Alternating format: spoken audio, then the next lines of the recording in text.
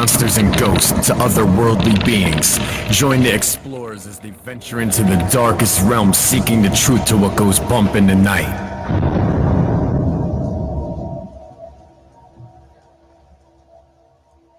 Good evening and welcome to Explorers Seekers of the Truth, episode 41. I am Chad Charlesworth, and tonight, as always, I'm joined by my best friend and co-host, Les Sinkavich. How are you doing this evening, Les Sinkavich? Well, Chad Charlesworth, I am doing fantastic. It has been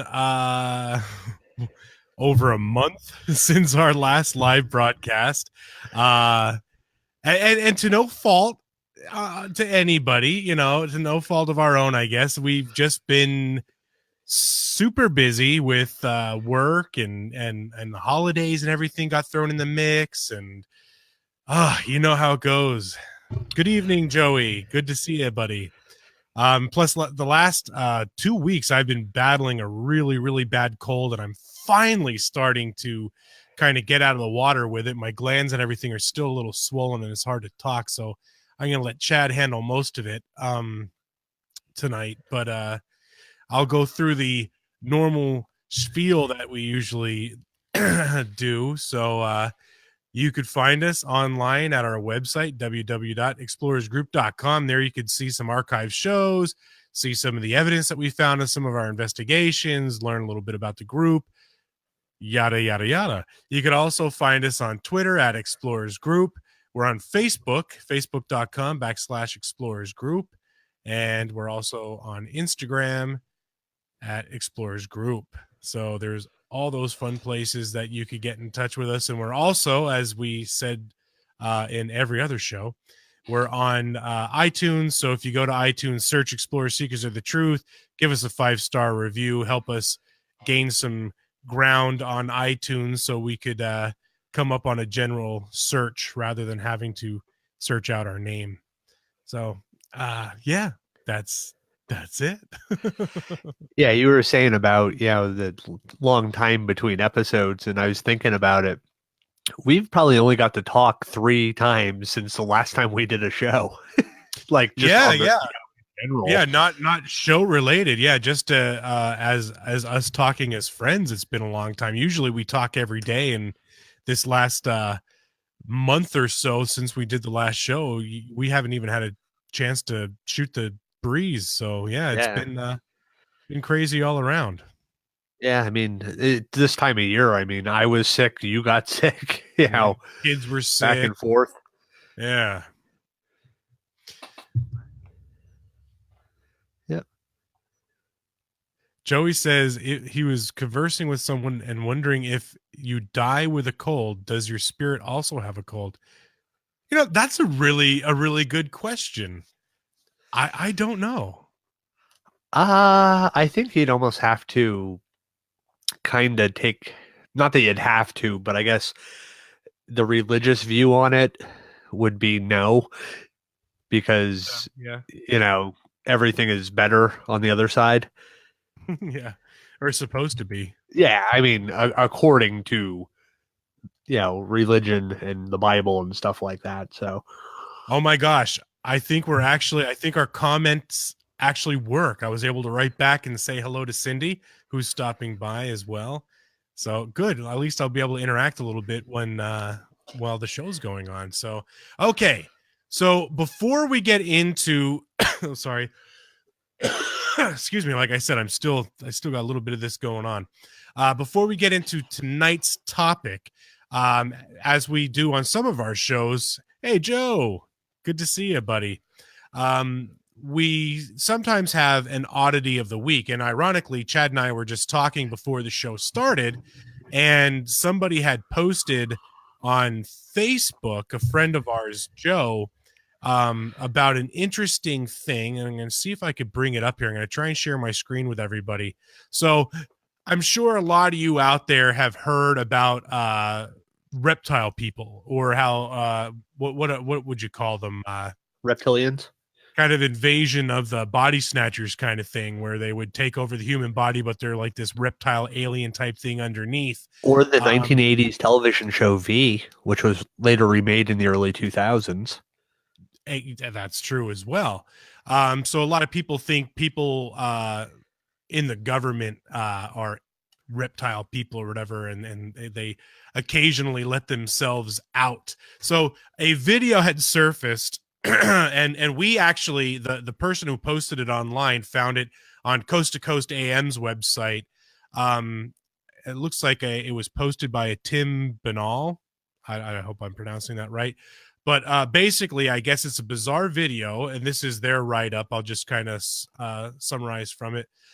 Bizarre video circulating online seemingly shows a Ukrainian TV show presenter briefly revealing that she has reptilian eyes. Now, if you look at this, hey, Paul, if you watch the video, which I will bring up in a minute after my ramblings, you can see, I guess, what is the colored part of the eye? The iris.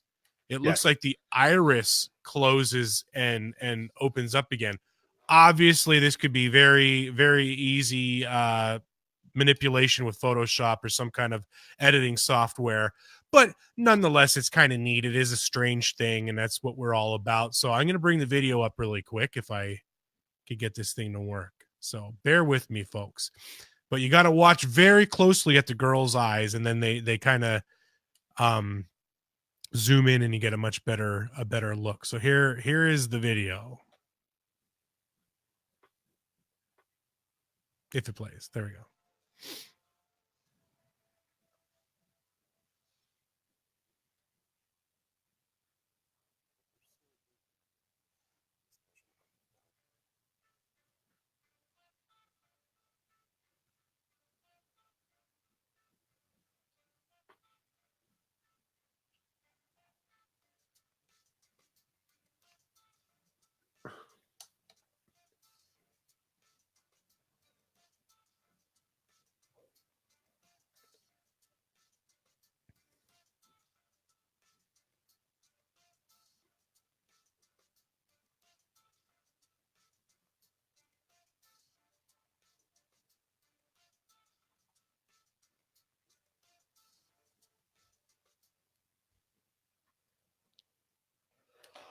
Come on. There we go. All right. So as you were able to see from that video, it was odd to say the least. What do you think, Chad?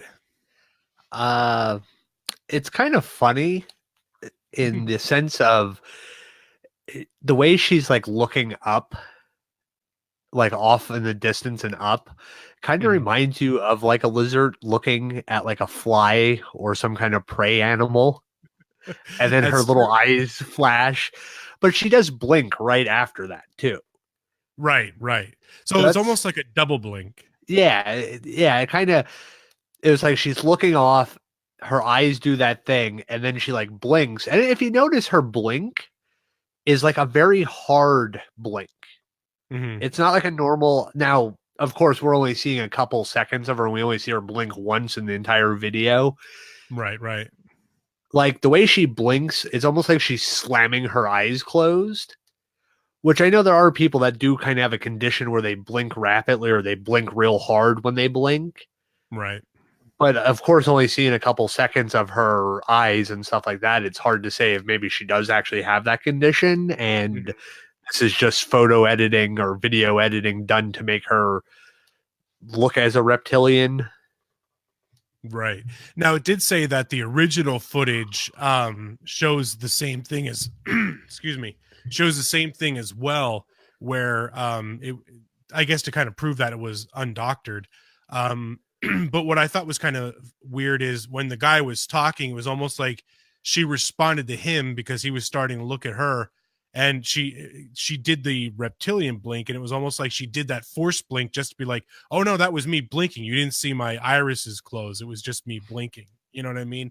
And you're right. It did kind of have that little, like a lizard on a heat rock, just kind of staring up into space. You know what I mean? Just oddly. But again, just because the eyes reacted like that doesn't necessarily mean that they're reptilian or reptilian-like at all in that aspect. I mean, they could just be some alien hybrid or an alien creature altogether that's able to almost be like a chameleon and blend, you know what I mean, in a human skin. Yeah. I think she just kind of like was staring because you think about it, she's on a TV set which has hot lights. So Yep. she was basking in the lights of the studio and she let her guard down. She got a little too relaxed, let her guard down, blinked her inner eyes, and just exposed herself to the world.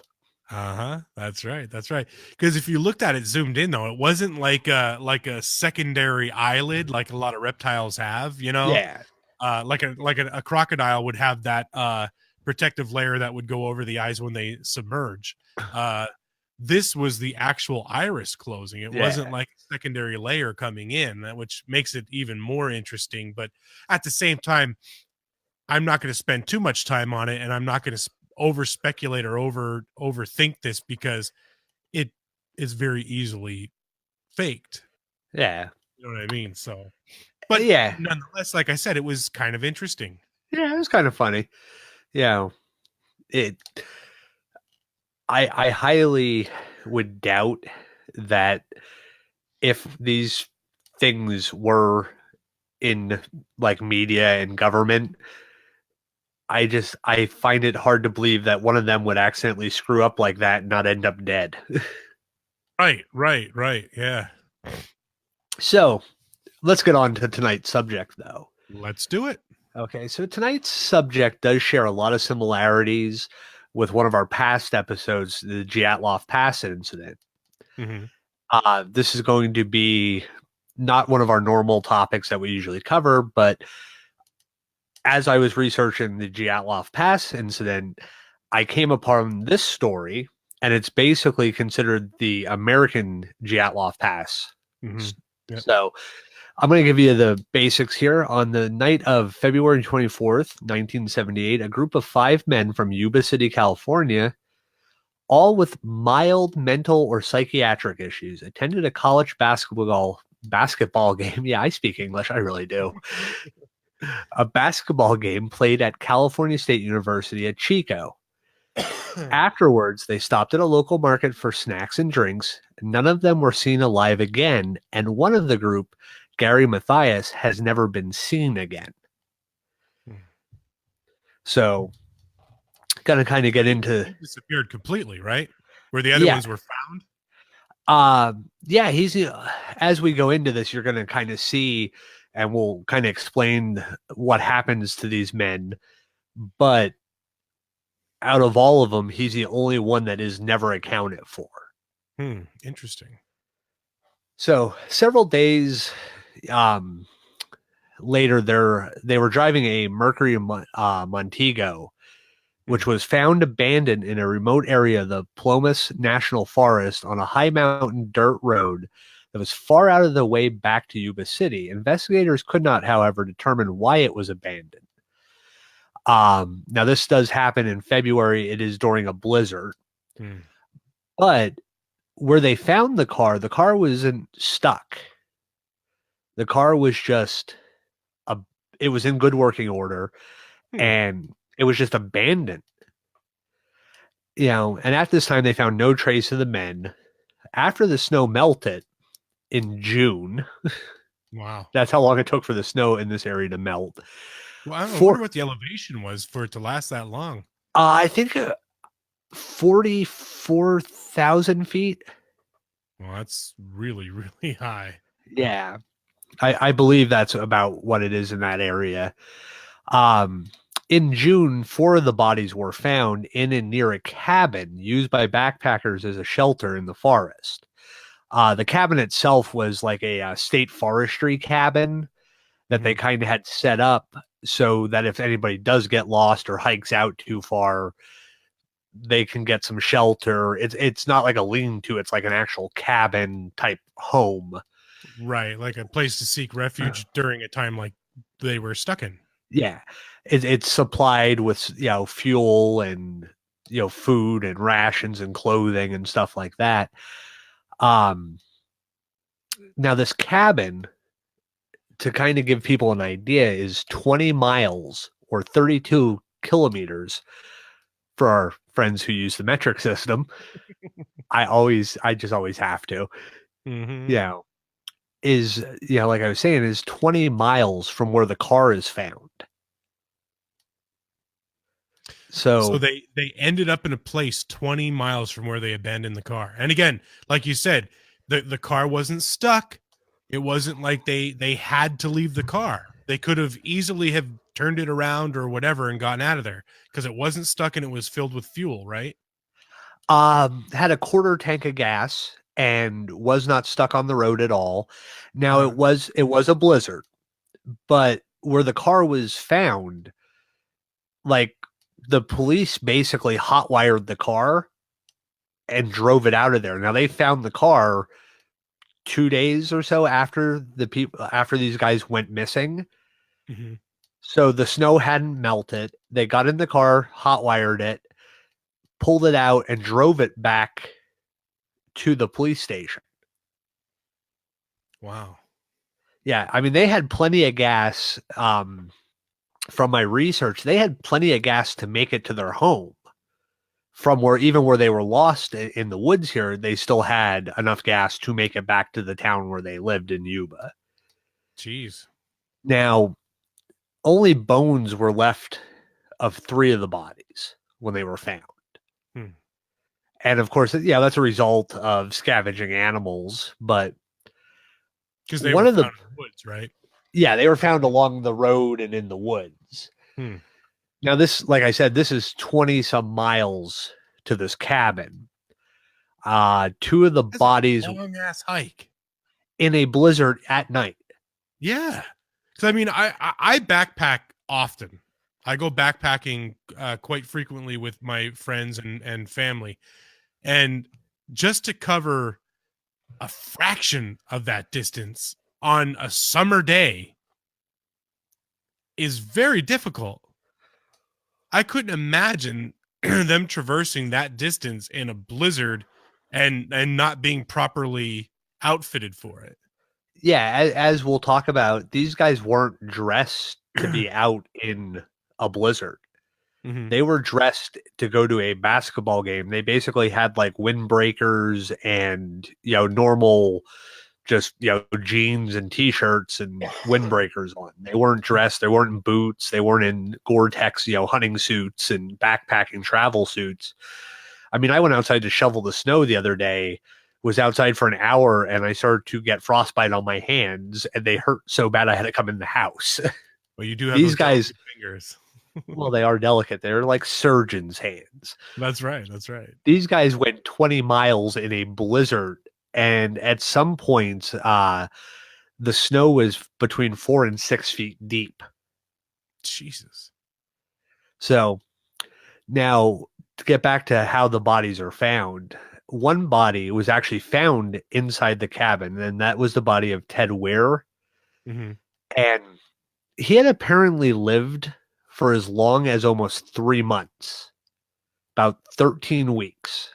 Oh my gosh. After the guys were last seen, and he starved to death. This now, like I said earlier, this cabin is fully stocked with food, like Mhm. rations and dehydrated food. Right, right. There's plenty. Like they basically, the way it's stocked is there's a year's supply of food for 5 people. Oh my gosh. Yeah, I mean, if you ever want to go missing, That's the place to go.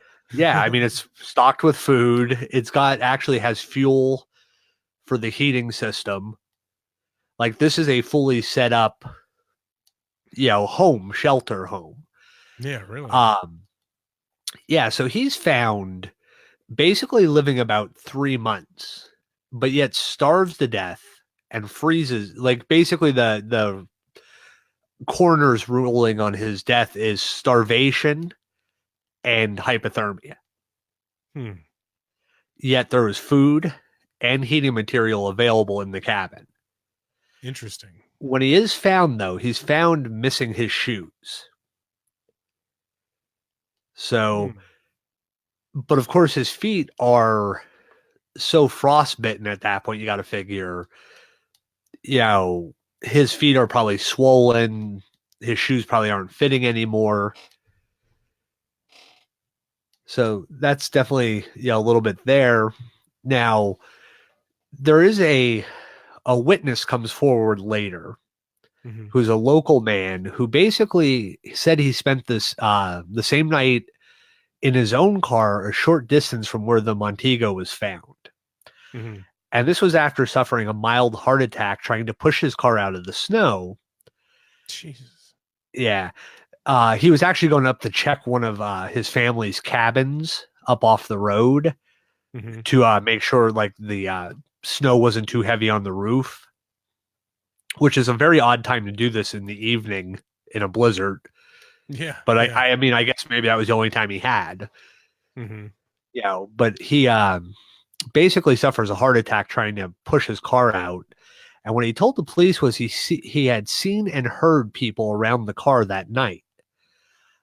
Twice he had called out for help, only for the people to grow silent and turn off their flashlights. Hmm.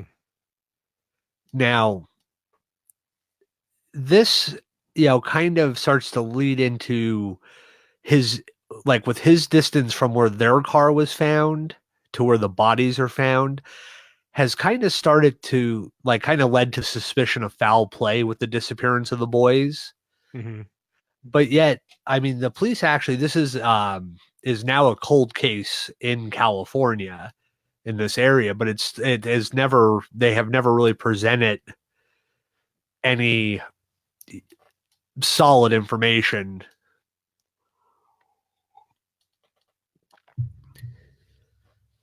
Hmm. That's that's bizarre. So what I don't understand is there was the witness, right?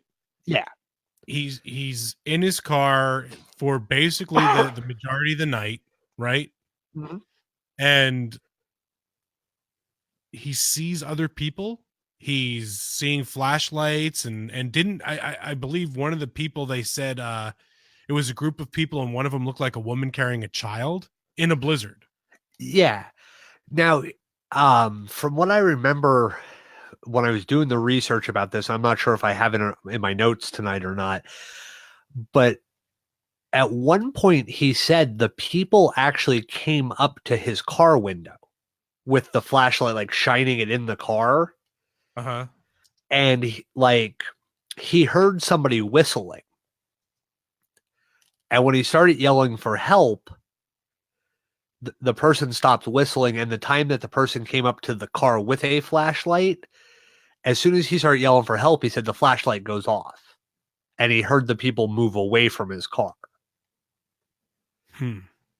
Yeah, so Maybe they were looking to rummage, like kind of ransack and steal. And when they heard somebody inside of it, they're like, oh, shit, we got to go, you know? yeah, But for that to happen twice is odd. You know what I mean? Like you would think, oh my gosh, there's somebody in there. We should see yeah, if they need help, because obviously they're yelling for it, yeah. But I don't know, maybe because he was having a heart attack and he was, exhausted and whatnot, maybe he was delusional. It could Maybe be. it was like just disoriented and he was seeing things. And I don't know. I've never had a heart attack, although I feel as though I've had many, but you know what I mean? I don't know what you experience when you go through that. Yeah, I'm sure. I mean, if you're in a great amount of pain, for a given amount of time, you probably do slip into some delusional state at some point. Right. I mean, but the guy ends up walking 8 miles down the road in the morning to get help. Jesus. Dude had a mild heart attack, spent the night in a blizzard on a mountain road, yelling for help when people are around him. Nobody helps him. The next morning, he gets up and walks 8 miles to the town to get help. Well, there's no better way to jumpstart your heart than take a Man, long hike after a heart attack. I've stubbed my toe and not got up for a day. Like this dude had a heart attack and morning comes. Yeah, I just had a heart attack, but you know what? I'm walking off this mountain. Yeah, this mountain ain't got shit on me. Aye, aye, aye. Well, some fun facts about Gary Mathias. During his army service in West Germany in the early 1970s, Gary Mathias, a Yuba City native, had developed drug problems. So there's an interesting thing. So maybe they were all on hallucinogenics, and it was already known that they all had some sort of psychiatric and or mental condition, whether it be mild or not. You know what I mean? When you're already mentally unstable, then you mix in drugs. It's just a remedy for disaster. Do you have something to add to that? Well, from what I've and doing the research on these people individually, they say like mild mental, issues and schizophrenia, drug problem and, develop of mental issues. But like going through and reading what they actually suffered from, a lot of them nowadays would be in the like high functioning autism scale, not necessarily, yes, autism is considered, to do with mental faculties, but not when we think or when I think of mental issues, I think more of, people who are slow, developmentally slow and stuff like that, like to the, detriment of their own well-being. These guys really aren't as bad off, according to modern definitions, as we kind of would think the way this story was written back in the 70s. Yeah, I don't know. Well, I mean, you do see a lot of stories surfacing now with kids and some adults that have that are autistic or have some sort of a disability mentally that kind of wander. Yeah. And some people with dementia and whatnot, where they'd take off and they'd be lost in the woods or whatever for several days until they're found. So, I mean, yeah. Well, first of all, I couldn't imagine them being able to drive and function to that extent. But I mean, I guess you never know. I don't know. I don't know much about those disorders, but I could definitely see that being a contributing factor, that, and if they're on medication, I don't know if they were or weren't, but it does say that his drug problems eventually lead to him being diagnosed with schizophrenia and being psychiatrically discharged. So obviously he spent some time in some sort of a facility. And schizophrenia, if you're out in the middle of nowhere and maybe you're off your medication or whatever, or you get stuck, you're snowing, you get scared, something triggers, and then all of a sudden you take off. Maybe some of his friends were going out after him, and it just was more, not so much that they just left. Maybe it was like a wild goose chase trying to find their friend that was off his rocker, and then that's where it ends. You know what I mean? But yeah, I mean, I grew up in a family with a schizophrenic, and it's different. You know what I mean? It's not a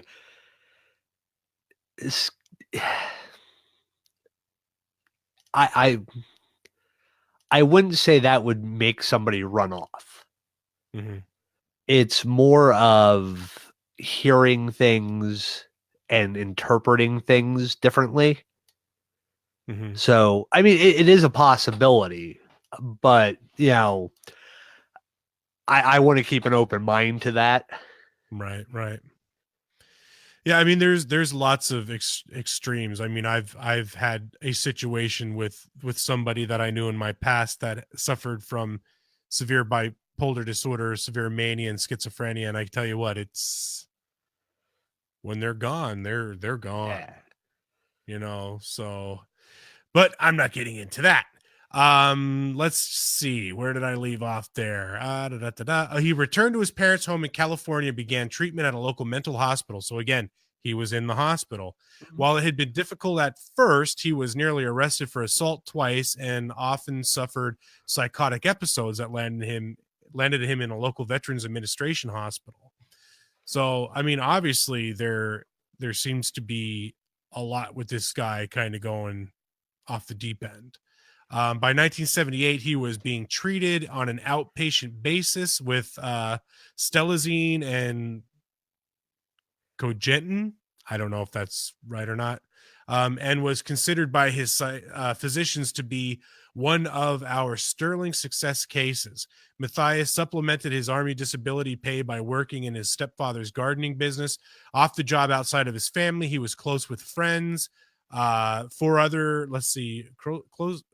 friends with 4 other men, most slightly older than he, who either had slight intellectual disabilities, Bill Sterling, 29, and Jack Hewitt, 24, or were informally considered slow learners, Ted Ware, 32, and Jack Madruga, 30, and who lived either in Yuba City or nearby Marysville. Like him, they lived with their parents, all of whom referred to them collectively as the boys. The 5 men's favorite leisure activities were sports. Their family said that when they got together, it was usually to play a game or to watch one. They played basketball together as the Gateway Gators, a team sponsored by a local program for the mentally handicapped. On February 25th, the Gators were due to play their first game in a week-long tournament sponsored by the Special Olympics, for which the winners would get a free week in Los Angeles. The 5 men had prepared the night before, some even laying out their uniforms and asking parents to wake them up on time. They decided to drive to Chico that night to cheer on the UC Davis basketball team in an away game against Chico State. Madruga, the only member of the group besides Mathias who had a driver's license, drove the group 50 miles or 80 kilometers north to Chico in his turquoise and white 1969 Mercury Montego. The men wore only light coats against the cool temperatures in the upper Sacramento Valley at night that time of year. So there's a little bit of background history on one of the main people in this story, as well as the state of his cohorts and what they were wearing the night that they went missing or took off. Yeah. So there you kind of see with these guys aren't necessarily that bad off. I mean, they're somewhat capable of driving. 2 of them have driver's licenses. Mm-hmm. 2 of them have at least the ability to be trusted to operate a motor vehicle. Mm-hmm. So that's where I get into that whole like open mind, everything's a possibility with a case like this. But it does kind of, I think the way this was written, like, because this does happen in 78, a lot of things have changed in our culture and our medical understandings of certain conditions. Mm-hmm. So I think sometimes a lot of the early information I found was written in the sense of these people were, not capable of getting, or not. I want to be, somewhat PC about this and not be, rude to anybody, but they made it sound like these people shouldn't have been out on their own. Mm-hmm. Like, they didn't really cover the fact that these people weren't, people that should be, monitored 24 hours a day, 7 days a week. These were people that were functioning in society. Right. So, the police basically searched in the Butte and Yuba counties along the route that the men had taken to Chico, and they found no signs of them. Mm-hmm. Now, a few days later, a Plomas National Forest Ranger told investigators that he had actually seen a Montego parked along Orville Quincy Road in the forest on February 25th. But of course, at the time, he didn't really think it was anything significant. Because, a lot of residents drove up into that area of the Sierra Nevadas on winter weekends. They would go cross-country skiing. There's extensive trails in that area. But after he had read the missing persons report, he had recognized the car and had let the deputies know on February 28th of that year. Hmm. Now, as this case unfolds, it just gets stranger and stranger as we go here. But inside the car, there was evidence that suggested that the men, had been in it between when they were last seen and when it was abandoned. Mm-hmm. Okay, because if you remember earlier in the story, they had stopped for snacks at a convenience store. Well, inside the vehicle, the wrappers and empty cartons and cans that they had purchased in Chico were present. Mm-hmm.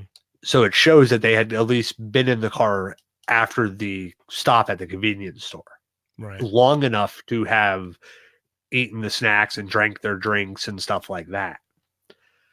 And also to prove evidence, to kind of looking at this as an investigator, of a private investigator and stuff like that, and having working in security and law enforcement over the years, there's evidence that the convenience store, the wrappers, so they were in the car for some time, but also there was the programs for the basketball game that they had watched, that evening.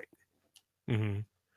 And in the glove box, all the maps, all their highway maps, because you remember this is the 70s. We don't have GPS back then. We have the old Rand McNally and, your local map and your state map and stuff like that. That's all found folded in the glove box neatly. Mm-hmm. So that definitely leads, to more questions. Why, if you're lost, why is the map still in the glove box? Especially back, like I said, back then you don't have GPS. So would you not have pulled out that map and been maybe pulled over somewhere trying to figure out where you were and how to get home? Right. And not to mention the fact that Mathias was a trained Army soldier. So you would think that he would know how to read a map. Well, also, Madruga Mm-hmm. had served in Vietnam. He was also military. So you there's have two people that would definitely know how to navigate a map. Oh yeah. Yeah, you Right. definitely have two guys that would understand looking at a map and how to get from point A to point B and to decipher where you're lost at, or get you in a general area. Now, the location was approximately about 70 miles or 110 kilometers from Chico. Mhm. And it's also far off any direct route to Yuba City or Marysville.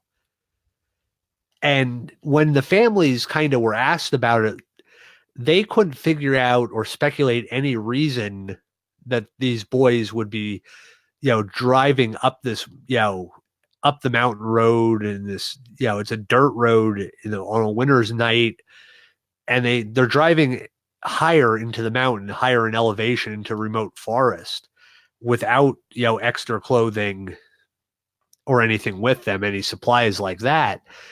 So it definitely, they, for some reason, are 70 miles from any route that takes them home. Mm-hmm. And, they had an act, like we mentioned earlier, they have a basketball game the next day that they were super excited about, because this basketball game was sponsored by the Special Olympics. Mm-hmm. And if they would win the game, they would go on to play in a tournament in Los Angeles in a few weeks. Now, also, you start to think about people like Madruga's parents said he never liked cold weather and would refuse to go on trips to the mountains with them, Mm-hmm. and never once wanted to go, anywhere near the woods or anything like that. Sterling's father had once taken his son near the area for a fishing weekend, but the boy did not enjoy it. And every year the father went, he would stay home instead of attending this trip. I think I lost Les. No, I'm here. Can you hear me?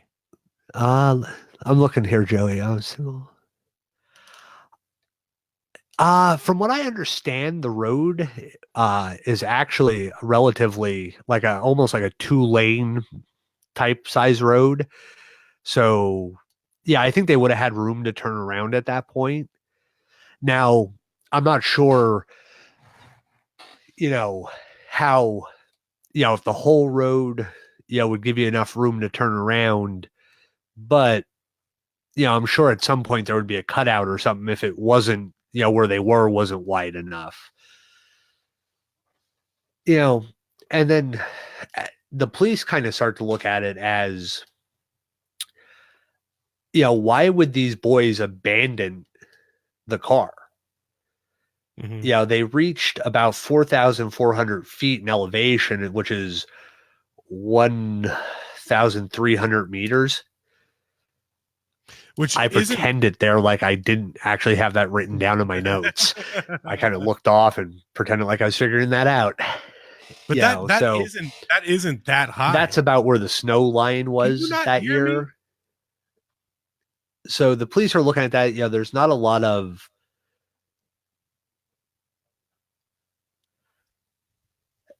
Yeah, I mean, I believe at that point the elevation, going off what Joey has there in the comments, I would believe that the air at that level would be, thinner for sure. So if the air is thinner, can anybody out there hear me? Can you hear me? Obviously, Chad cannot hear me.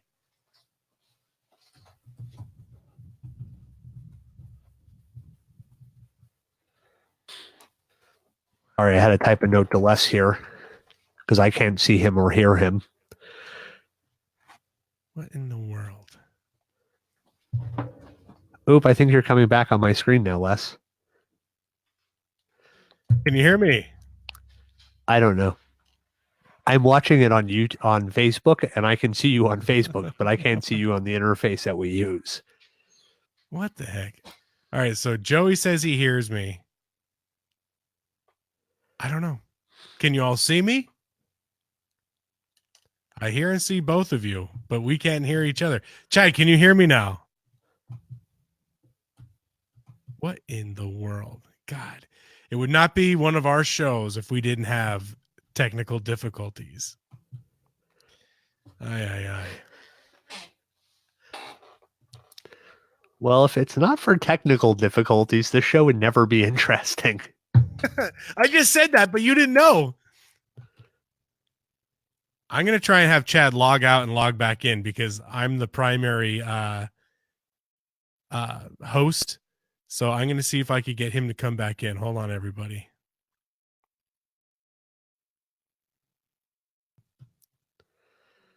Okay. Can you hear me now? Yeah, I can hear and see you.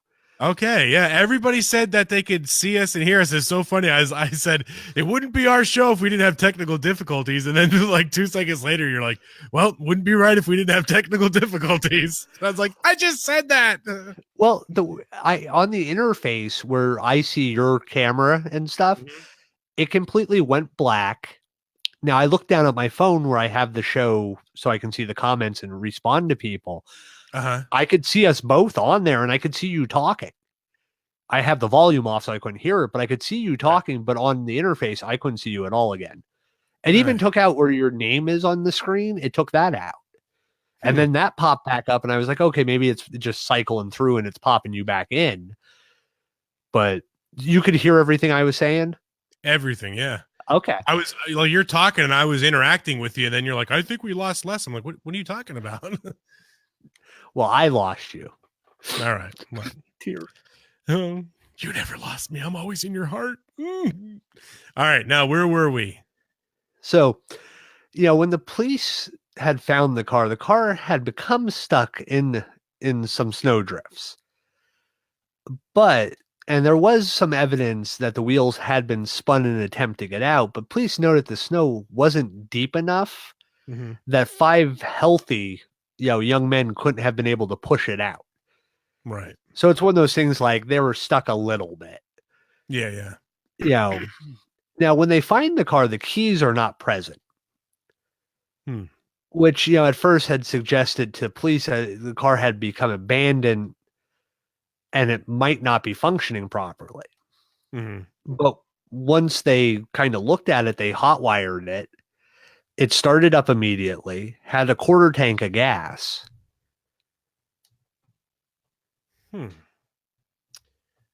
That's interesting. Yeah, so there's no reason why they couldn't have gotten out of there. No, I mean, nothing that automotive wise would have stopped them. Mm-hmm. Well, the questions continue after the police towed the car back to the station for a more thorough examination. The Montego's undercarriage had no dents, no gouges, or even mud scrapes, not even on its low-hanging muffler. Despite having been driven a long distance up a mountain road with many bumps and ruts, either the driver had been very careful or it was someone familiar with the road. A familiarity Madruga was not known to have. Nor, his family said, would Madruga have let someone else drive it. But the car also was unlocked and had a window rolled down when it was found. And they also said it was unlike him to leave the car so unsecured. Efforts to search the vicinity were hampered by a severe snowstorm that day. 2 days later, after searchers and snowcats nearly got lost themselves, further efforts were called off due to the weather. So no trace of the men were found other than the car at that time. So in a response to local media coverage of the case, police received reports of some or all of the men being sighted after they had left Chico. Reports of them being seen elsewhere in California or the country. Most were easily dismissed, but 2 stood out. Joseph's, how do you pronounce that? Scones? I think Scones of Sacramento told police he inadvertently wound up spending the night on February 24th and 25th near where the Montego was found. He had driven up there where he had a cabin to check the snowpack in advance of the weekend ski trip with his family at 5:30 p.m., about 150 feet or 46 meters up the road. He too had gotten stuck in the snow. Now, I think, is this the dude with the heart attack? Am I just repeating the story? Well, yeah, but you're giving a little more detail to it. Okay. All right. So we talked about this before, but I'll give a little more detail.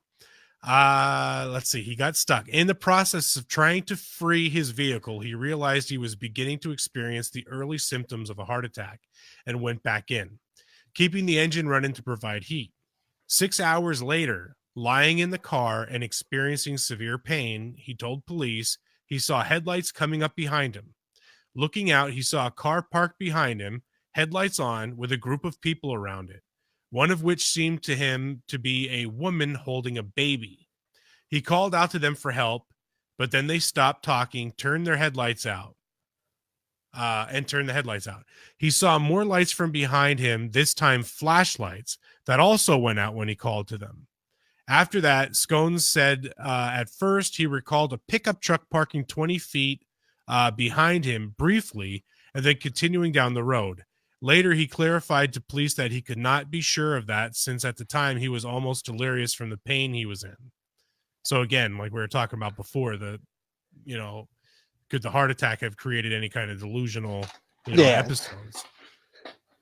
After Scones' car ran out of gas in the early morning hours, his pain subdued enough for him to walk 8 miles down the road to a lodge, where the manager drove him back home, passing the abandoned Montego at that point, where he had recalled hearing the voices originate from. Doctors later confirmed he had indeed experienced a mild heart attack. Ware's mother said ignoring someone's pleas for help was not like her son. If someone they knew got to the hospital after overdosing on Sterling had helped someone he knew get to the hospital after overdosing on Valium. The other notable report from a woman who worked at a store in the small hamlet of Brownsville, 30 miles from the spot where the car had been abandoned, which they could have reached had they continued down the road from where they left the car, On March 3rd, a woman who saw flyers that had been distributed with the men's pictures and information about them, or the $1,215 or $4,600 in modern dollars reward the families had put up, told deputies that 4 of them had stopped at the store. Hold on. Excuse me. In a red pickup truck 2 days after the disappearance. So they were spotted in a different vehicle days after the disappearance. The store owner corroborated her account. The woman said she had identified the men immediately as from out of the area due to their big eyes and facial expressions. 2 of the men, whom she identified as Hewitt and Sterling, were in the phone booth outside while the other 2 went inside. Police said she was a credible witness and they took her account seriously. Additional detail came from the store owner. He told investigators that men whom he believed to be Ware and Hewitt came in and bought burritos, chocolate milk, and soft drinks. Ware's brother told the Los Angeles Times that, sorry, such an exciting story, I'm yawning, that while driving to Brownsville in a different car, in apparent ignorance of the basketball game, seemed completely out of character for them. The owner's description of the 2 men's behavior seemed consistent with them, as Ware would eat anything he could get his hands on and was often accompanied by Hewitt more than any of the other 4. However, Hewitt's brother said Jack hated using telephones to the point that he would handle his brother's calls from the other men in the group. Reptilians love burritos, yeah. With the evidence not pointing to any clear conclusion about what happened the night the men disappeared, police and the family were not ruling out the possibility that the men had met with foul play. The eventual discovery of the 4 of the 5 men's bodies seemed to suggest otherwise, but raised even more questions about what had happened that night and whether at least one of them might have been rescued. On June 4th, with most of the higher elevation snow melted, a group of motorcyclists went to a trailer maintained by the Forest Service at a campsite off the road about 19.4 miles from where the Montego had been found. A front window had been broken. When they opened the door, they were overcome by the odor of what turned out to be a decaying body inside. It was later identified as Ware's. So there you go. There's a little bit more of an in-depth story of what had transpired. Okay, I just listening to what you were saying piqued a few things in my mind. Mm-hmm. Shones, or whatever his name was, described what he thought was a pickup truck. Mm-hmm. They were in a car. This convenience store where the police considered the woman a credible witness described them in a red pickup truck. Pickup truck, right. Now, the 2 boys, and I mean, they're men, they're not boys. I mean, right. They're younger than us, but I mean, they would have been older than us if they'd lived. The boy's brother described him as not liking to use the phone. Mm-hmm. Right? The woman describes 2 of them being in the phone booth. So maybe one of them had to do the talking while the other guy was telling him what to say. Yeah. Because the boy's brother had said that he hated using the phone to the point where he would have to handle phone calls to his friends. Mm-hmm. So this woman puts them together in a phone booth. One of them hates using the phone. Also puts them in this pickup truck that the guy who has the heart attack originally, now, of course, he could have been delirious, yes. But he puts them in a pickup truck when he sees them. Right. So that kind of piques my, as an investigator, that kind of piques my interest in it a little more. Because A, where does this pickup truck come from? Mm-hmm. If this woman and the store owner are credible witnesses, if they're describing behaviors and stuff like that of these people without knowing them personally, that they're describing things that basically you wouldn't pick up on unless you were kind of like watching the person, like what's wrong with this person? Oh, okay. That's what, their mannerisms, their activities around that time are. Right. And to describe them to the point where the police are thinking, well, these two witnesses are very credible, kind of makes me wonder. Like, the pickup truck, yeah, that just kind of sticks out there to me. But to kind of, continue with how the story breaks down and all, when the searchers return to that area, to the trailer, and they follow basically from where the car was to the trailer, they find the remains of a few of the people. Actually, they find Madruga and Sterling. Now, they're on opposite sides of the road, about 11.4 miles from where the car had been. Now, their bodies are partially consumed by scavenging animals, and only bones remain, with small shards of clothing and stuff like that. Mm-hmm. Autopsies show both of the bodies had become deceased due to hypothermia. So basically, in that process of hypothermia, the police kind of speculate that they succumb to that desire to go to sleep. That marks the condition, part of the final stages of of hypothermia. Mm-hmm. And at least one of them goes into that. The other one, not wanting to leave his friend's side, eventually meets the same fate. Now, 2 days later, as a part of another search team, Jack Hewitt's father actually is the one who finds his son's backbone under a bush about 2 miles northeast of the trailer. His shoes and jeans are nearby. That's how they basically identify the backbone. And the next day, the sheriff's deputies actually find his skull downhill from the bush about 300 feet away. And they later confirm the identity through dental records. And of course, his death, too, is also attributed to hypothermia at this point.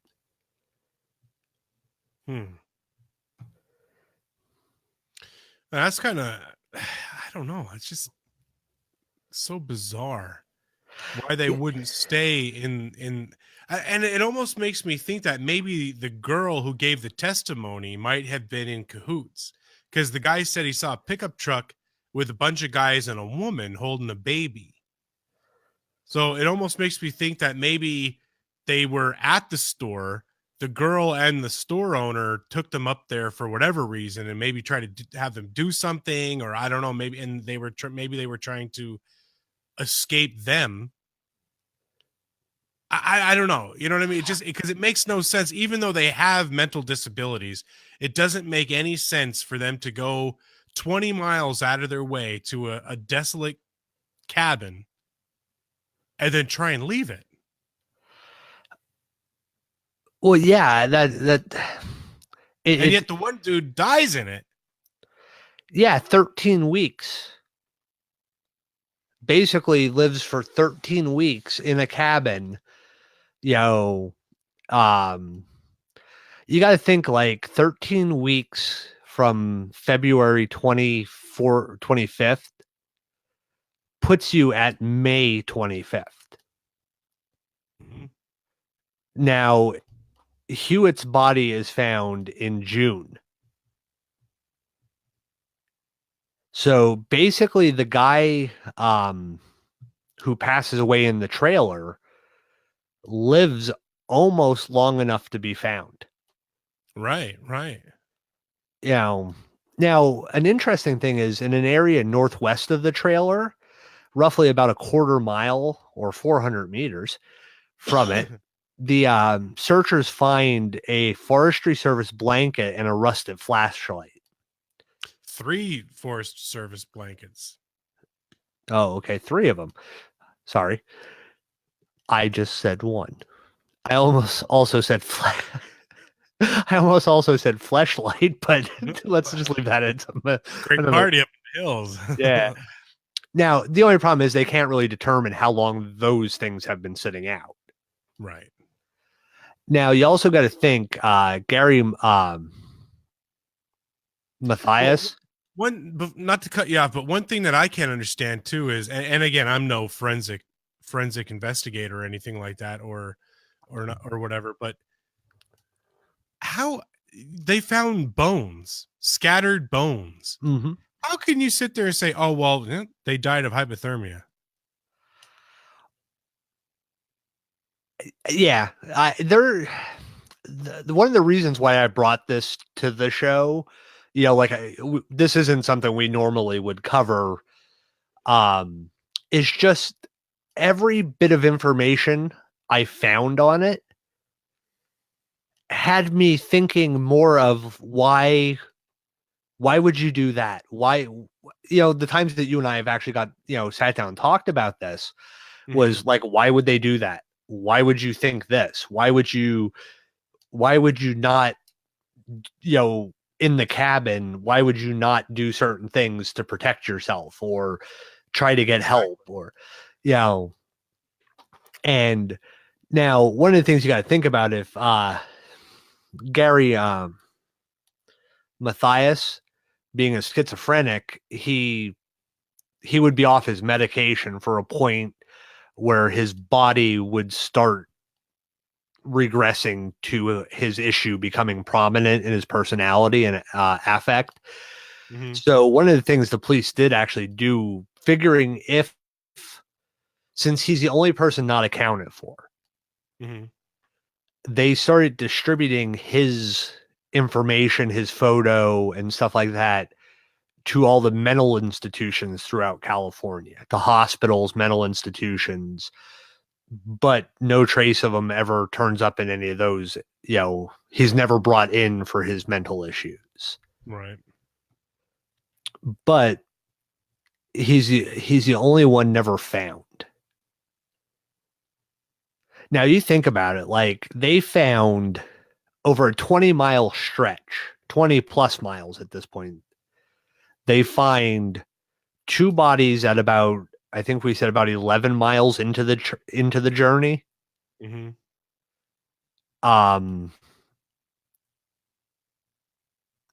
How if you find, now of course these bodies are pretty much closer to the road. Mm-hmm. But then again, why would somebody who walks 20 miles all of a sudden on a road, all of a sudden decide to go off the road to try to find help? Because as you're going to see here now, when they find Ware's body, he's found on the bed with 8 sheets wrapped around him, including his head. So that's post-mortem. Somebody actually, his body was wrapped and then they wrapped his head and stuff like that. That's a post-mortem thing. That's not somebody, you wouldn't put a sheet over your friend's head because, first of all, from having frostbite, he would be in agony, anything touching him. Yeah. Now, the weird thing, or not weird, I guess this whole thing is weird. When they find his body, they autopsied it, and they find he dies from a combination of starvation and hypothermia. Now, how they figured out the starvation part is when they find his body, he was 200 pounds, around 200 pounds at the time of his disappearance. When they find him, he weighs about 100 pounds. Jeez. And the growth of his beard suggests that he had lived as long as 13 weeks since the last time he had shaved. His feet were so badly frostbitten they had turned gangrenous. Now, kind of speculating here when we started talking about like you had mentioned the woman and the shop owner. Mhm. Maybe this was some kind of weird, robbery or some kind of weird, it was the 70s. Yeah, Could have yeah. been some kind of cult activity or something like that. Right. But when they Especially find where, especially if they picked up that they were all slow. yeah, You know what I mean? They'd be a little bit easier to coerce into going where they wanted them to go or doing what they wanted them to do, you know. hmm now when they find Ware's body, they found his personal effects. So they found his wallet with money still in it. They found a nickel ring that was engraved with Ted on this table. They found his gold necklace, which he wore, but they also found a gold watch. Now, the watch was missing its crystal, but Ware's family said he didn't own a gold watch. In fact, none of the boys were known to have had a gold watch. So now you have an item that isn't associated with the five boys Right. that all of a sudden now is showing up in this cabin, and nobody seems to know anything about the watch. Well, I mean, it could have been just an item left behind from whoever was there last. Well, it could be, but you think like if you left a gold watch, even if it was broken, you're out hiking, you use this cabin for a night, and all of a sudden this story is on the news in that area or throughout the state, and they're talking about this gold watch, wouldn't you come forward and say, oh, that's my gold watch, I left it there on July 17th of 1978? Or maybe the person was afraid to come forward and they think, oh God, what if they think I was a suspect? Well, yeah, but that'd be easy to clear your name, because where were you that day? I was at work from this time to this time. Here's my witnesses. I came home to my wife at this time. Here's, she's my witness. So, yeah, I mean, somebody could be afraid of that, or it could be a stolen watch, but I think that's kind of a weird thing where this watch all of a sudden shows up and it's never really explained away. Now, Right. on that table, they also find a partially melted candle. So it shows somebody was taking care of him up until he dies. It does show there's some kind of somebody.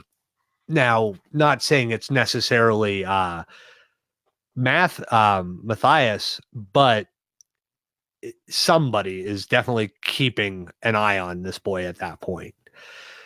Now, he was wearing the same clothes that he had left in that evening, or the evening that they went to the basketball game. The only thing he's missing is his shoes. Like I had said earlier, though, with the frostbite and stuff like that, he probably, his feet probably swelled up pretty bad, and it would be absolutely agonizing to have his shoes on. Yeah. But what really is puzzling, like we were saying earlier, is this cabin is fully stocked with food, and there's a fireplace. Right. And it has fuel and food. Yeah. They're basically, the way they describe it is, there's an ample supply of matches. There's paperback novels to be used as kindling. There's also heavy forestry clothing, which is kept in the closets of these bedrooms. So there's clothing, there's food, there's fuel. There's dozens of cans of sea rations in storage that can, inside the place and in sheds outside the place. This isn't just a single building. This is several buildings in an area. Mm-hmm. There's lockers filled with dehydrated food. And this is enough food to have kept 5 people alive for a year. This man is found half starved, starved like to the point where he lost half of his body size. Now there's also a shed that contains a butane tank that has a single valve that if you open the valve, it fuels the heating system for this cabin. Now, I'm sure, they might have been scared. Like, oh, we broke into somewhere now and we're scared that we'll be arrested and stuff like that. Yeah, we don't want to touch too much. Yeah. But the fact of you're getting to the point of a week, 2 weeks, a month, 2 months, your friend is slowly dying in front of you. You think they would start to find these items that are around them. Now, there were open cans of sea rations that had been opened with an old military P-38 can opener, which Mathis would have been, would have known how to use from his service, time in the Army. Yeah. Now you got to think about it, like where his shoes are missing. Mathis may have taken those because his feet might have also been swollen and used the larger shoe instead of being in pain in his regular size shoes. Right. And like I said, the whole thing about the body being wrapped up definitely shows that somebody was there with him. But how does somebody, if there is food eaten, how does somebody lose half of their body weight? I don't know. I mean, I can understand maybe being in pain so bad at times you couldn't eat, but they figured out this guy lived for 13 weeks.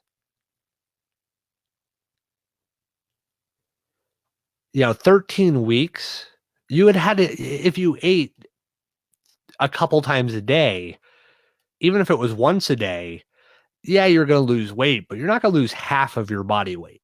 Yeah, that's a severe drop. Yeah.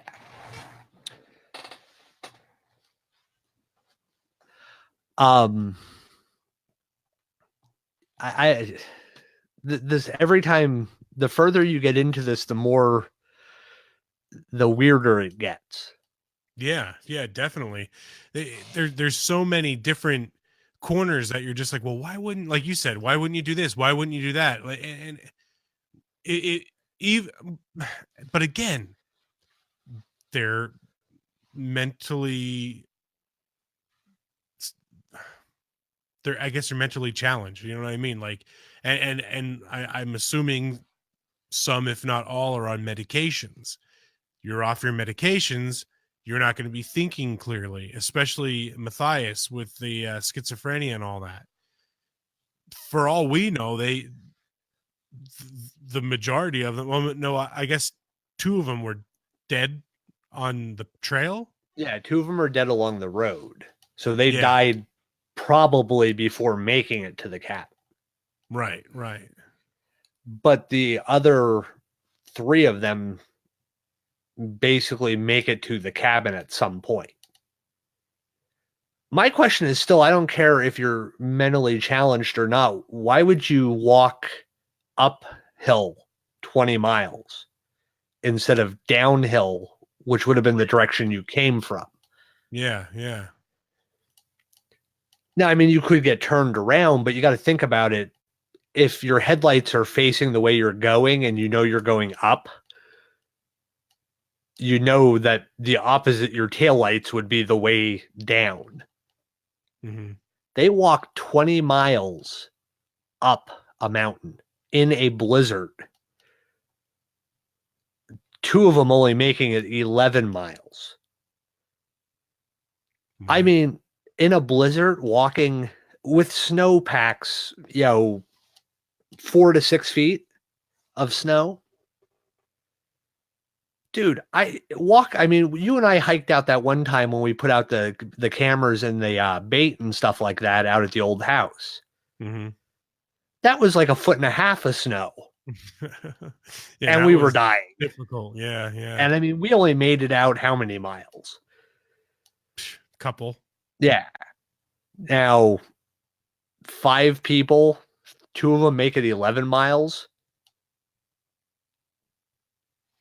Yeah, I mean, Joey and Cindy have some comments here too about, like Joey says he knows people who aren't mentally challenged that can't figure out how to use a can opener, and that's true. Especially the older style where you had to slip in the tabs and roll back, you know what I mean, like curl back the tops. Most people would be able to figure that out, and even if they saw the propane and all that stuff, would most people even know how to hook the heating systems up? Well, that I can understand, but you got to think about the C rations were opened. Mm-hmm. So there were C rations consumed at that point, and they were opened with the can opener. Right. The heating system I could definitely understand. Like, not everybody would know, like, turn this valve, and it's good. Like, you don't know what that valve, you turn it, what does it really do? You're not educated on that part of it. Right, because you're going to have some that would have an external valve, then there's probably an internal valve to, as a safety precaution, So where's all that stuff located? How do you do it? And do you have to prime it? You know what I mean? Like, there's a lot of steps that I could see in that aspect. Yeah. Now you also got to think when you're bringing up about the medication, it would take about 2 weeks for Mathias for his medication to have stopped working. So after about 2 weeks, his schizophrenia would be the dominant affect of his personality. Mm-hmm. So there's 2 weeks of coherent thought process. Right. The other ones are considered slow learners. I doubt they're on medication. Yeah. It's a learning disability. They're not, it's not a chemical condition. Right. But it, like, I still just don't get the whole go 20 miles. One of the guys is a Vietnam vet, served in Vietnam. He would have some, even if he's a slow learner, he made it through boot camp. He made it through his infantry training, made it through a tour in Vietnam. Survived. 78? Yeah, this is years later. Yeah, so, but it's not that far beyond the war that it's like, oh, I don't remember that. That was, 30 years ago or 20 years ago. Yeah. I mean, I think if you talk to anybody that served in the military, they kind of don't really forget that much of it, like those skill sets. They may not be as good because they're not practicing it every day as they do in the military, but they're going to have those skill sets ingrained in their mind.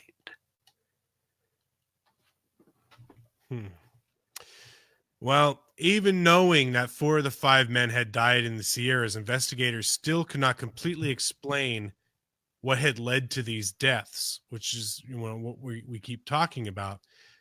They still had found no explanation for why the men were there, because again, they drove out of the way to even get to where they abandoned the car. Mm-hmm.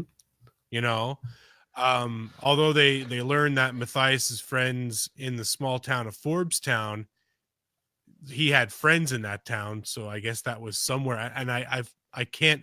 We have a map of kind of all the different locations, and I can't get it to load on here for whatever reason. I'll just chalk it up as more technical difficulties.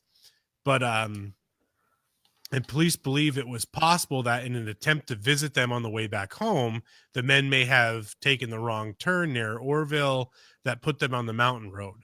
For whatever reason, the men had left the Montego. They had Instead of going back down the road where they had passed the lodge that Scones later returned to, they continued along the road in the direction they were originally going. Purposeful motion like that is not consistent with the circular patterns traveled by those who genuinely believe themselves lost. The day before the men went missing, a Forest Service snowcat had gone along the road in that direction to clear snow off the trailer roof so it would not collapse. It was possible police believed that the group had decided to follow the tracks it left through the snow drifts that were 4 to 6 feet high to wherever they led, in the belief that shelter was not far away. Madruga and Sterling probably succumbed to hypothermia midway along the long walk to the trailer. It is assumed that once they found the trailer, the other three broke the window to enter it, since it was locked. They may have believed it was private property, and they may have feared arrest of theft if they used anything they found there, which is one of the things we had talked about.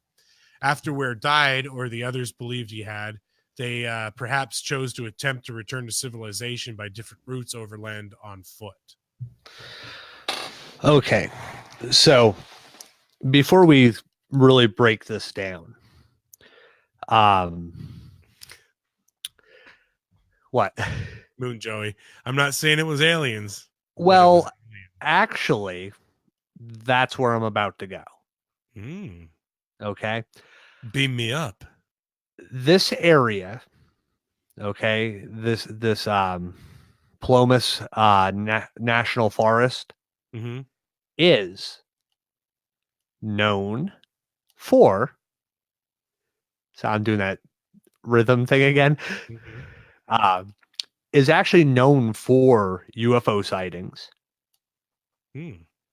I actually did a little just kind of scanning through because of the similarities to the Russian Dyatlov Pass story and how we discuss some of these more paranormal cryptozoology related elements, or possible elements to these stories. These are areas of actual high UFO sightings. There was just a sighting back in 2017 in this area, like in the actual off the road where their car was found. It is also an area, it's part of the Sierra Nevada mountains, which is also an area known for Bigfoot sightings. There was several Bigfoot sightings. One of the ones I found was just back in 2007, where they had found, and it actually made the local TV news there, where they had found prints, and two guys had found prints while out hunting, that when they had measured from the one stride of the left foot to where the left foot lands, it was a 16-inch print with a 56-inch space between heel to heel of the left foot. Wow.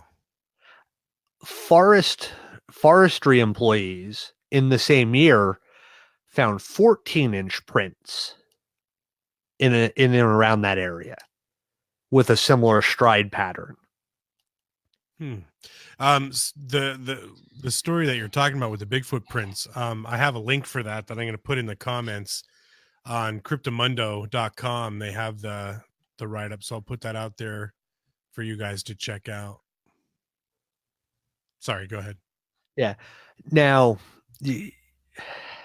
I'm not saying that this is a case of UFOs. But let's build, hypothetically, let's build a case for it. You have a body found that when it's found, it is alive at some point for about 13 weeks. Right. Lost half of its body mass in 13 weeks, even though there's food around it, eaten food. Which 13 weeks to lose half your body mass. Yeah. That's a lot. Too much too fast. Yeah. You never find any trace of the fifth man You also have 5 people wandering 20 miles into the woods. You have a witness seeing lights and what he says are people coming from a pickup truck.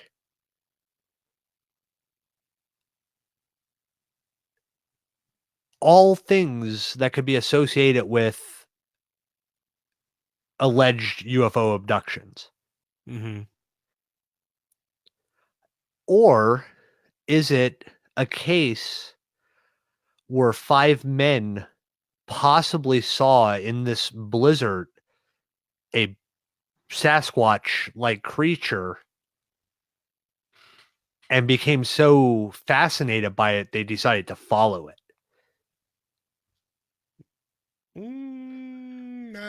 That's a stretch, but maybe. It's all a stretch. I mean, the whole fact that they walked 20 miles in a blizzard is still a stretch in my book. Like, that part alone is such a hard thing to swallow. But think about these cheesy B, I guess, horror movies that involve Sasquatch.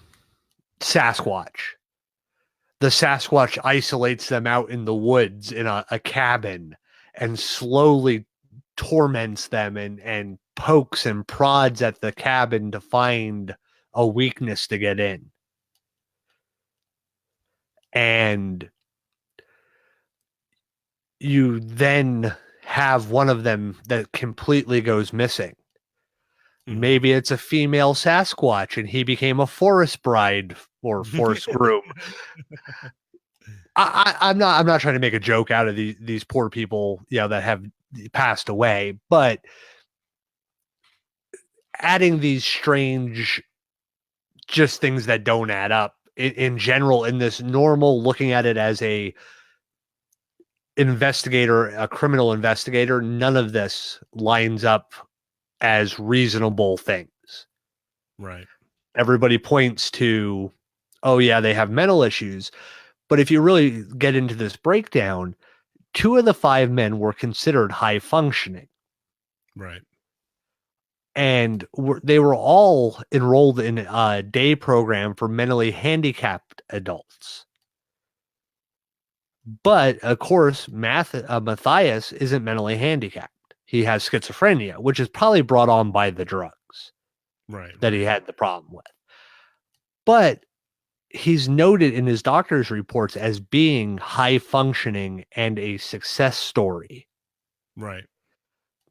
Now, Madruga was considered slow, but didn't actually have a diagnosis of a mental disability. He's just considered slow. I mean, certain subjects, some people are slower than others. I mean, you passed American government only because you cheated off my test. I passed college English only because I had you do my homework. Yeah, well, yeah. It's a give and take. Yeah. But, okay, so in certain ways, I'm slower in English uptake. You're good at it. I was better at American government. You would be considered slow at it. I just didn't care. Yeah. But okay, there's another thing. Was that man just not a student? Like, he didn't care about school. Right. Him and Mathias both served in the military, both had driver's licenses. Right. So definitely they were capable of understanding laws, human interaction. The fact that having a driver's license shows that they were trusted enough. I mean, the boy had his own car. Like, he was trusted enough to drive a 2,000 pound, or maybe even more back then. It was metal. It was the 70s. So he was trusted enough to drive this big object around. He took care of the car. Like, that's one of the things, like, in reading about, he was very cautious about his car and didn't let people drive his car and kept his car clean and kept his car secured, locked it, stuff like that. You find it with a window down, not a scratch or dent on the under part of the body. The muffler's not even loose. Yet they're driving up a mountain road, a rutty mountain road. Again, how does a car get from point A to point B without sustaining even a mud scrape on the bottom when it is a rugged dirt road in some spots, rutted wintertime? I mean, I dented my gas tank once off-roading, and I knew the road I was on and still ended up denting it. Yeah. I flattened a tire one time on a road that I drove from the time I was 13 on because I went too far over and hit an old mine pipe. Mm-hmm. This guy had no idea about that road and made it all the way up it without any kind of damage, even mud on it.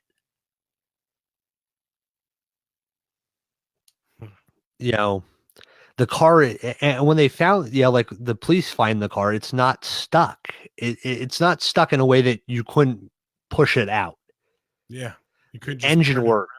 Let it Yeah. backtrip. Yeah. I mean, it had gas, the engine worked. It was still on the road. It wasn't like they went off the road and couldn't get the car back to the road. I'm just impressed that they made it that far in a blizzard and only 2 of them died. On the way, yeah. Yeah. Yeah, I mean, that's impressive. Because like we said before, and even Moonjo, walking 20 miles in good weather is grueling. It is. It's a challenge. Now, granted, I was doing I do the Appalachian Trail, so there's a lot of rocks, a lot of ups and downs and stuff. But they were walking up mountain in a snowstorm with 4 to 6 foot drifts. Think about that. What happens when you breathe in cold air? Your lungs like seize up. Yeah. Now you're also walking at over 4,000 feet of elevation. What happens to the air? It's thinner. Yep. The average Civil War soldier on a daily, now not on a quick march or what they considered a forced march, on a day could travel 20 to 25 miles. Right. These boys did it going up a mountain in a blinding blizzard, 4 to 6 feet of snow. Poorly dressed, increased elevation, lower oxygen level, and cold air. That's just, I don't like to point to the abstract. The easiest answer is probably most likely the truth. They got lost. They went the wrong direction. 2 of them died on the road. 1 of them died in the cabin. 1 of them died close to the cabin. 1 of them died somewhere else and has never been found. Right. But there's so many little quirky pieces of evidence in this, or lacking pieces of evidence, that I could almost buy that this is some kind of abduction. And I'm not, like, you know me, I'm not a big alien abduction person. Right. You're more into the anal probing. Oh, well, of course. I mean, who isn't? But like those like little things that are lacking, and then the things that happen just kind of lead me to that. Like, this is one time where I could see the abstract as the reasonable. Yeah. Now, there were 5 of them. 2 of them they found along the road. 1 of them they found in. Where were where was the 4th? The 4th one was found about a half mile. Oh, that's right. Yeah, because they found cabin. the backbone. Yeah. His father found him, which that's horrible too. Oh God, can you imagine? Like, oh God, finding. And the thing was, the people who were running the investigation, the search and rescue and stuff like that, tried to ask him not to come. Like, they begged him not to go. Like they're like, look, let us handle it. You know, we're capable of doing this. We understand you want to help. It is your son, but it would be better if you don't come. And then he is the one who finds. Him. Yep. Yeah. Oh. And I mean, like, if you found one of the other boys, it would be traumatic. But to find the one that is later identified as your child. Yeah. That's horrible. Yeah. But I mean, that he was found, several feet away from the others. Then another 300 feet, they find his skull. So everything is spread out. So it could very, very well be that Mathias is just somewhere else in the vicinity of that trailer. Oh, yeah. Yeah. It's reasonable.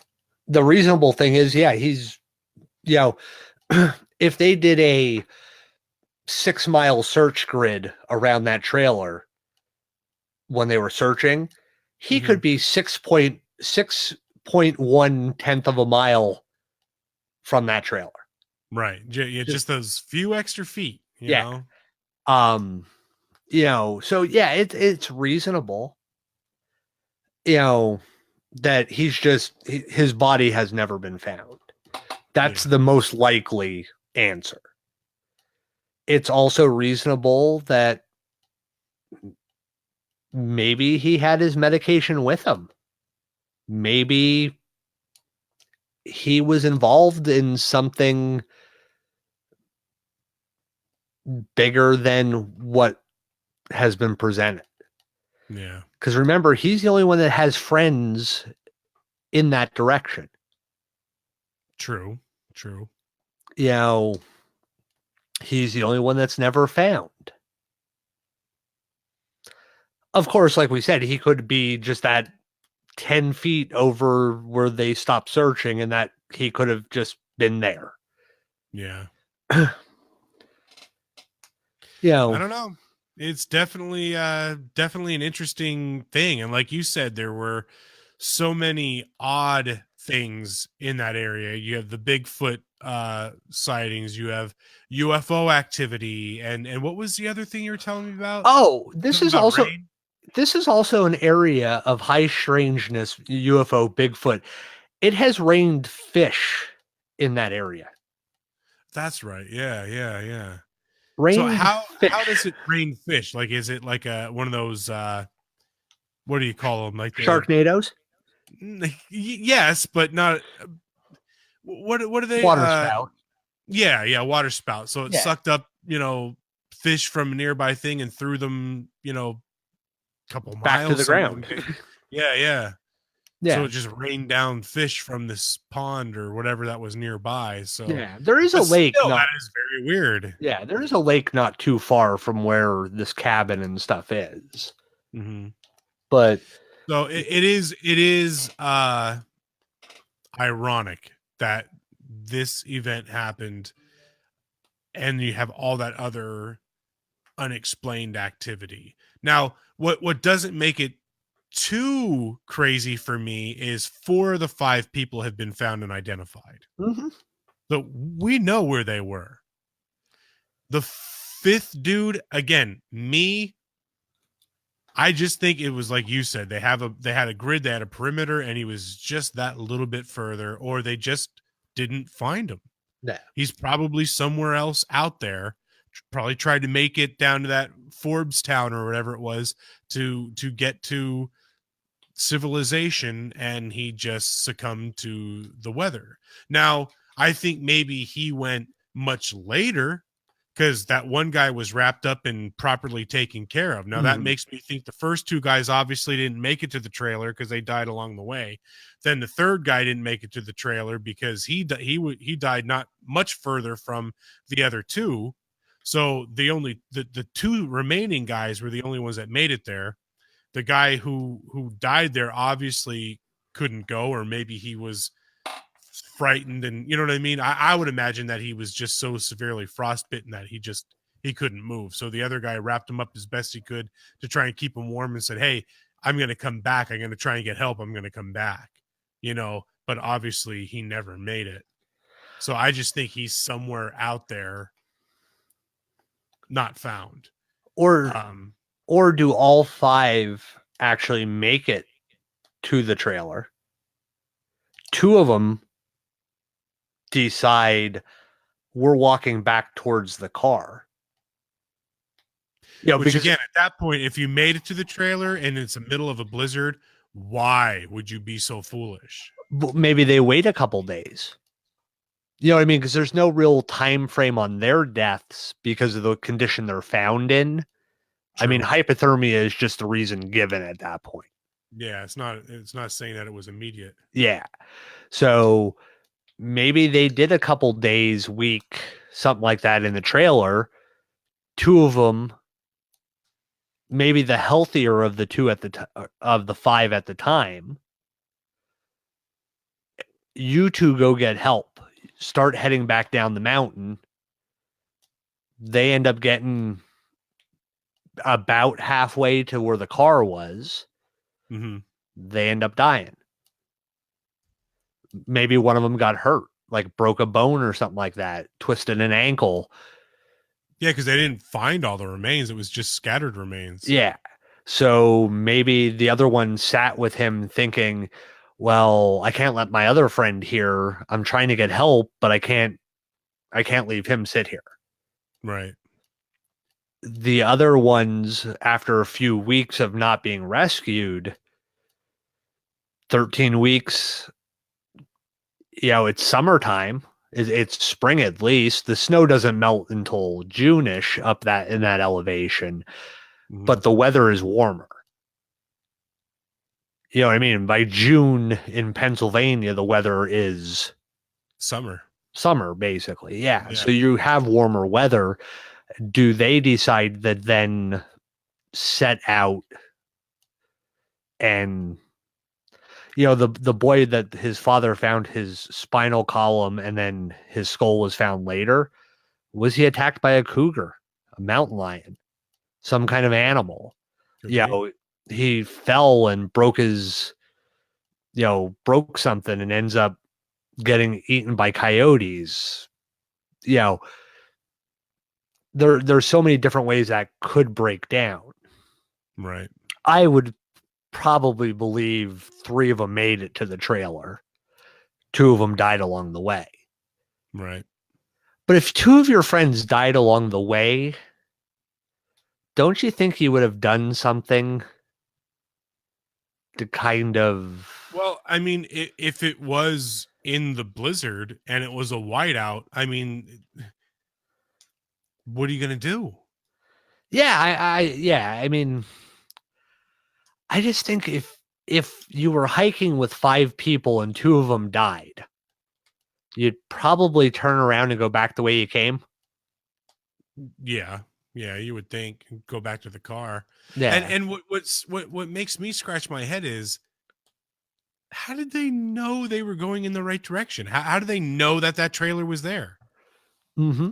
Yeah, I mean, maybe they didn't, and they were just trying to get to that Forbes town or whatever it is, and they're just like, oh, hey, look, a building.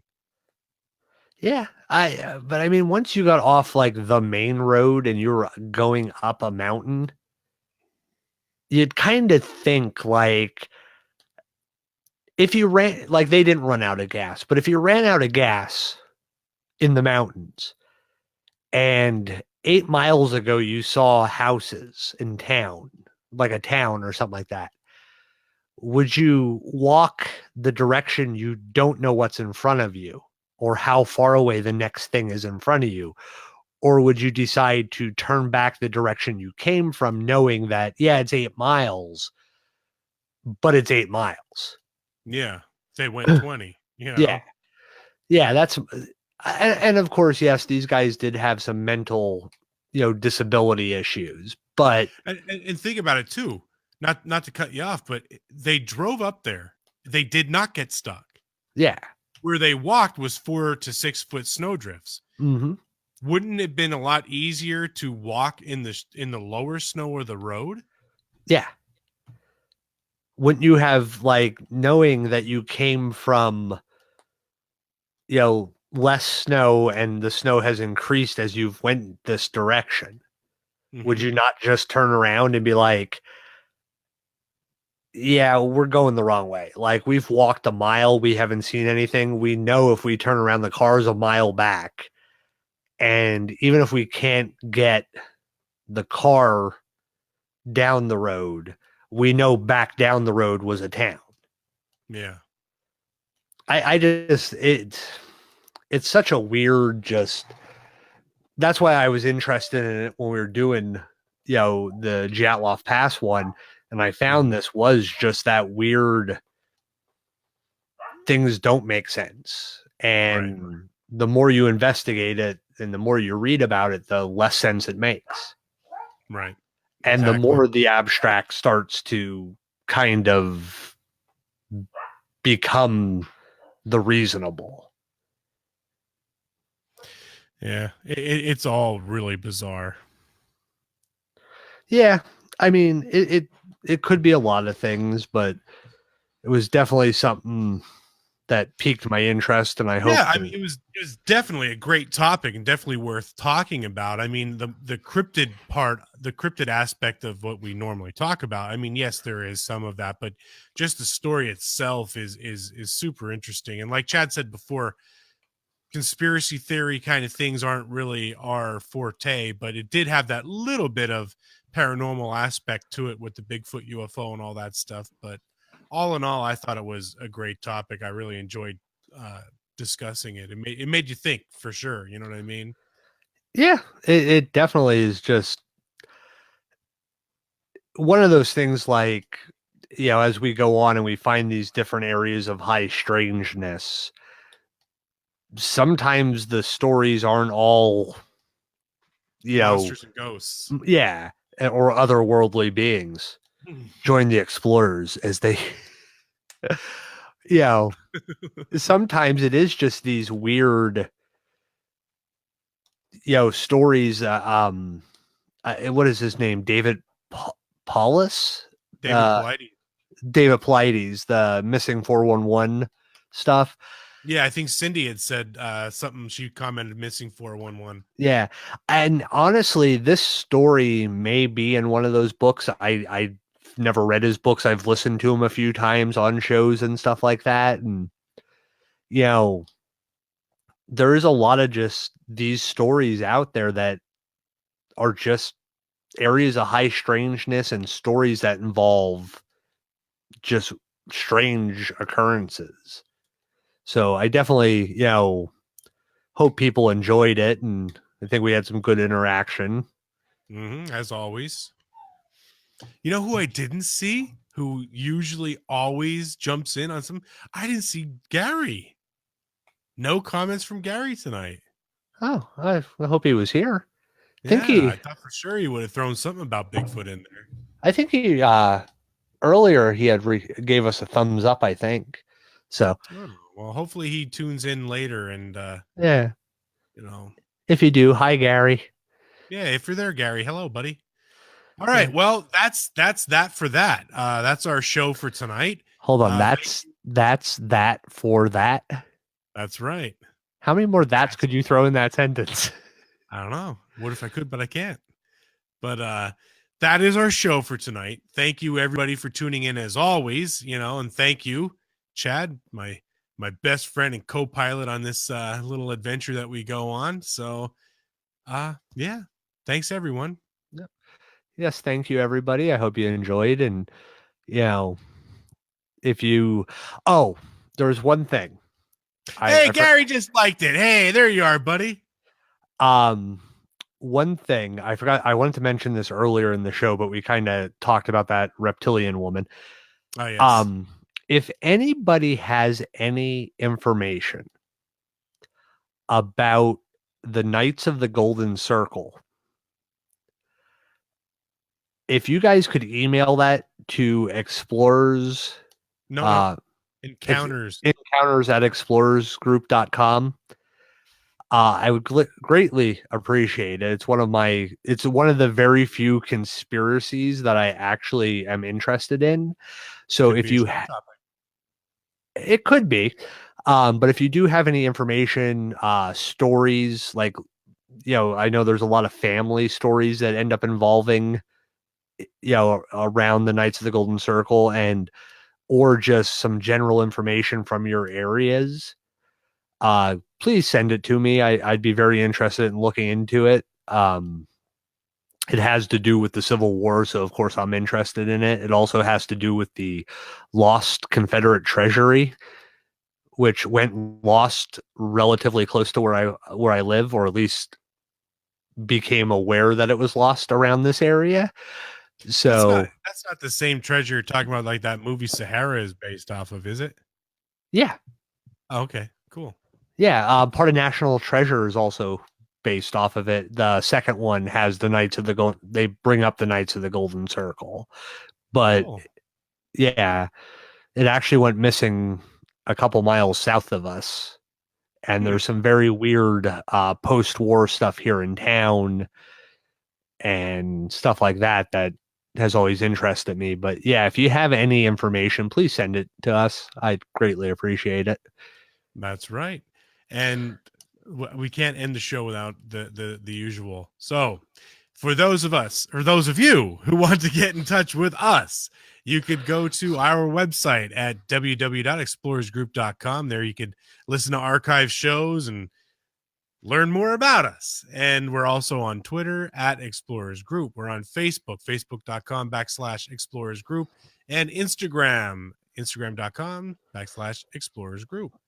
So share our show with your friends. Try to introduce us to people. Hopefully they'll enjoy it as much as you. I'm getting really tired. Sorry, I'm rambling. Share it. Enjoy it. Let everybody else enjoy it. Go to iTunes. Search Explorers Secrets of the Truth. Give us a 5-star rating. Leave us some positive feedback if you don't mind. And we will see you all next time. Don't know when that will be. Don't know what we'll be talking about.